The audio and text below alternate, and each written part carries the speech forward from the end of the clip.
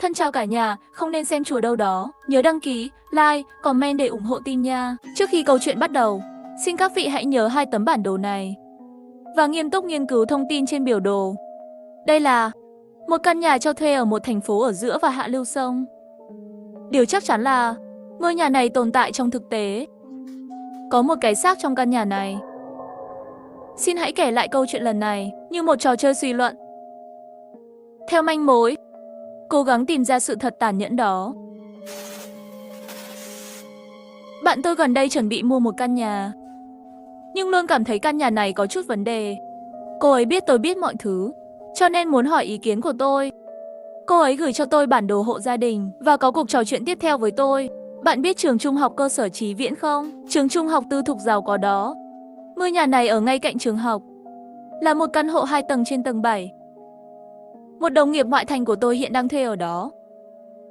Thuê căn nhà này chủ yếu là để trẻ em đi học. Tiền thuê căn nhà này được trả theo năm. Anh ấy thuê căn nhà này vào tháng 11 chia năm 2018. Bây giờ là tháng 6 năm 2021. Còn 5 tháng nữa nhà mới hết hạn. Nếu bạn trả lại tiền thuê trước, không chỉ tiền gửi không được hoàn lại, tiền thuê cũng không hoàn lại. Đồng nghiệp này của tôi để giảm thiểu tổn thất, cho nên định tìm tôi nhận hàng. Nghe được điều này tôi mới hiểu ý bạn tôi. Tôi biết rồi, nếu bạn mua căn nhà này ngay bây giờ, cũng liên quan đến các vấn đề như hoàn lại tiền thuê nhà. Cũng không phải vì chuyện này. Không phải vì chuyện này. Vậy bạn đang lo lắng điều gì? Trên thực tế, ngôi nhà này có một huyền thoại ma ám. Tại sao lại nói vậy? Có căn cứ gì không? Có đồng nghiệp của tôi thường thích nói chuyện phiếm. Hắn thường kể những chuyện kỳ lạ xảy ra trong nhà mình. Trên miệng tôi có mấy lần nghe hắn miêu tả, tất cả đều cảm thấy lông đều dựng lên. Hắn nói gì vậy?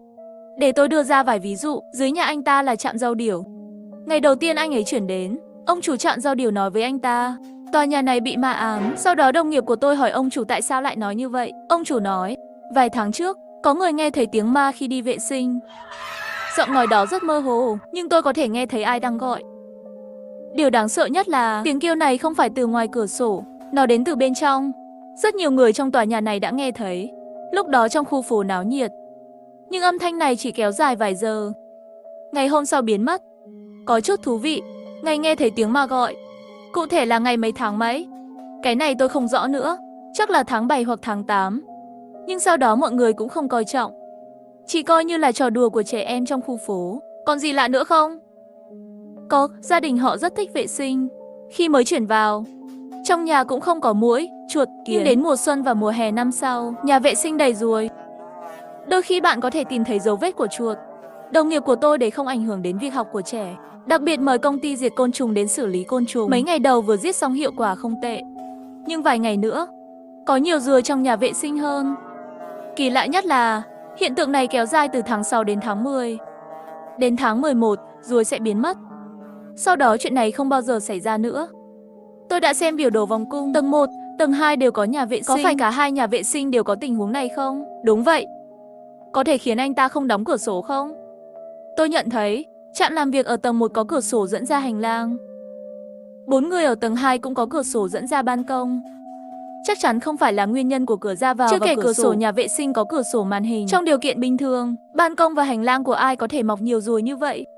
Và anh ta cũng hỏi những người hàng xóm ở tầng dưới. Cả tòa nhà chỉ có nhà anh ta xuất hiện tình huống này. Nghe có vẻ lạ đấy. Tôi lặng lẽ ghi lại điểm này. Chỉ kéo dài 1 năm. Sau đó tôi tiếp tục hỏi, có gì lạ không? Nhà họ trộm điện. Nhà họ có một cổng điện ở tầng 1, trên tường bên phải cửa vào. Tôi làm theo lời bạn tôi nói, đã đánh dấu trên sơ đồ hộ gia đình, cho bạn bè xem, có phải ở đây không? Đây là ngày đầu tiên đồng nghiệp của tôi chuyển đến đây. Cả cổng điện và cổng nước trong nhà đều đóng. Chủ nhà còn đặc biệt nói với đồng nghiệp, tiền điện, tiền nước đều thanh toán hết rồi, không lợi dụng hắn. Sau khi để đồng nghiệp của tôi chuyển vào, tự mở cổng nước. Không có gì lạ ở đây. Quan trọng là chuyện phía sau. Năm nay vì dịch bệnh, họ không thể về nhà, chuẩn bị đón năm mới trong nhà thuê. Sau đó liền dự định lợi dụng thời điểm năm nhỏ, dọn dẹp nhà cửa đi. Phòng làm việc trên tầng 2 dựa vào tường bên kia cửa, có một dãy tủ sách, cả một bức tường. Đồng nghiệp của tôi dọn tủ đi trong khi dọn dẹp. Sau đó ở phía sau tủ, bên cạnh cửa phòng làm việc, tìm thấy một công tắc tắt khác. Tôi nghe xong lời của bạn tôi hơi choáng váng. Vì vậy, mở biểu đồ thứ hai. Theo lời của bạn tôi đã đánh dấu nó trên đó. Cho bạn bè xem, có phải vậy không? Phải rồi. Sao lại có cổng thứ hai? Hắn cũng không biết. Công tắc điện này thật sự rất lạ. Bởi vì bạn không biết công tắc này điều khiển mạch điện ở đâu. Khi họ mới chuyển vào, mở cổng điện ở tầng 1. Hắn kiểm tra đèn điện ở tầng 1, tầng 2, ổ cắm điều hòa. Phát hiện đều có thể sử dụng bình thường. Nói cách khác, cổng điện ở tầng 1 điều khiển là toàn bộ điện ở tầng 1 và tầng 2. Cổng điện này trên tầng 2 của đường điều khiển là mạch điện ở đâu? Nghe cô ta nói vậy, tôi đột nhiên sững sờ. Một cơn lạnh dữ dội từ da trên lưng. Để kiểm tra xem công tắc này có hữu ích không, hắn mở cái cổng đó. Sau đó kiểm tra từng mạch điện trong nhà. Kết quả là ngoài hóa đơn tiền điện tăng vọt, không tìm thấy gì cả. Giá điện tăng vọt. Vâng, sau khi đồng nghiệp của tôi mở công tắc điện trên tầng 2, trước tiên đi kiểm tra các mạch điện khác trong nhà, không tìm thấy gì bất thường. Ổ cắm không có ngắn mạch, điện không đình công. Cả hai công tắc đều không bị ngắt. Vì vậy, đồng nghiệp của tôi đã bật công tắc này như một vật trang trí. Đặt ở đó không quan tâm nữa, kết quả là phải trả tiền điện sau 1 tháng. Hóa đơn tiền điện trong tháng đó lên tới hàng nghìn đồng. Hàng ngàn nghe có vẻ đắt. Nhưng xem xét, đó là cuối mùa đông và đầu mùa xuân. Nhà hẳn là sẽ mở điều hòa không khí, gia đình dành phần lớn thời gian ở nhà. Hóa đơn tiền điện này hình như lại có chút hợp lý rồi. Đồng nghiệp của tôi lúc đó cũng nghĩ vậy. Cho nên hắn không để chuyện này vào lòng. Nhưng 2 tháng sau, tiền điện trong nhà về cơ bản đều giữ ở vị trí 800-900. Lúc đó thời tiết ấm lên, không cần bật điều hòa nữa. Đồng nghiệp thật sự cảm thấy kỳ lạ. Vì vậy, đã tải xuống một phần mềm lưới điện quốc gia, kiểm tra mức tiêu thụ điện trong những tháng này. Không biết, mới phát hiện tháng 2, tháng 3, mức tiêu thụ điện trong tháng 4 là 1.800 độ, 1,4 độ, 1,3 độ. Con số này có thể nói là khá đáng sợ. Hầu như mỗi tháng, tất cả đều tiêu thụ điện hơn 1.000 độ điện. Bất kể đồng nghiệp nghĩ gì, không nhớ có những mặt hàng tiêu thụ điện năng như vậy trong nhà. Thế là nghi ngờ, công tắc điện của phòng làm việc chưa được đóng lại sau khi mở. Thật sự có chút kỳ lạ. Rốt cuộc, công tắc điện chỉ là một công tắc. Bản thân nó không tốn điện. Nhưng cổng điện mở ra. Sau đó, mức tiêu thụ điện trong nhà tăng vọt. Hơn nữa còn không tìm thấy nguồn điện. Cảm giác như trong ngôi nhà này còn có một không gian ẩn giấu. Đồng nghiệp của tôi cũng nghĩ vậy. Nhưng không thực tế. Hắn đo diện tích nhà. Nó giống hệt như diện tích trên sơ đồ hộ gia đình.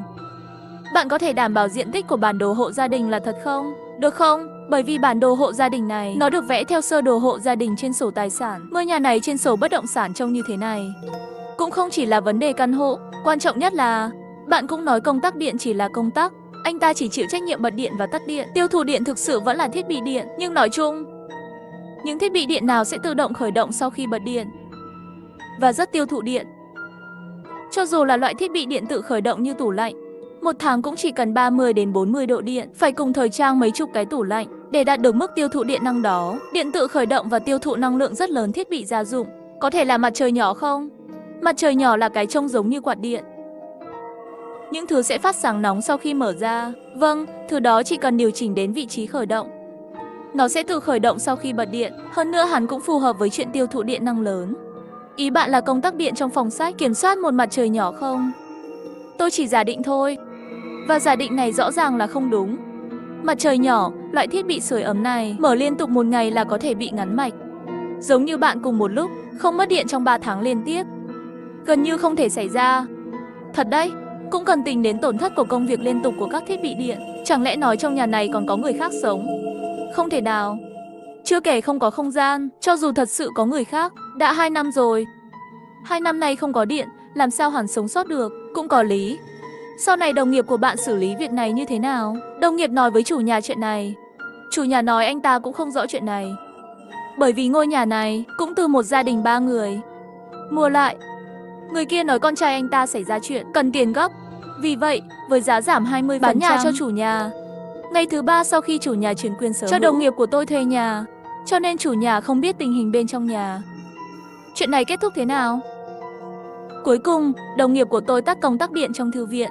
Dù sao công tắc điện mức tiêu thụ điện nhanh chóng trở lại bình thường. Còn gì nữa không? Một điều nữa, đồng nghiệp của tôi đã kiểm tra mức tiêu thụ điện trước khi họ đến. Bạn tôi phát hiện ra tháng 8 năm 2018. Trong 3 tháng của tháng 9 và tháng 10, mức tiêu thụ điện trong nhà là không. Nói cách khác, trước khi bạn tôi chuyển đến, căn phòng này đã không có người ở trong 3 tháng. Nghe cô ta nói xong, tôi cũng bắt đầu có cảm giác lông dựng đứng. Kết nối một số điều kỳ lạ cho đến nay. 1. Chỉ có vài tiếng ma trong tòa nhà. 2. Một mùa hè côn trùng trong nhà vệ sinh. 3. Tìm thấy một cổng điện trong thư viện trên tầng 2. Không biết có thể kiểm soát ở đâu. 4. Đã 3 tháng không có nhà ở. Từ quan điểm của mọi thứ, tôi không tìm thấy có một mối liên hệ rõ ràng giữa hai điều này. Theo mô tả của bạn bè, đồng nghiệp của cô ấy sống trong ngôi nhà đó, không có sự khó chịu nào khác. Điều kiện sống tổng thể là tốt. Chỉ là thỉnh thoảng có chuyện kỳ lạ xảy ra thôi. Đối với người thuê nhà, căn nhà không phải của mình. Lúc đầu sống không quen cũng là chuyện thường xảy ra. Có lẽ họ chỉ không quen với những thứ này. Hiểu lầm trở thành chuyện thần kỳ. Tôi nghĩ rằng một loạt các hiện tượng kỳ lạ trong ngôi nhà đó chắc chắn sẽ tìm ra một lời giải thích hợp lý.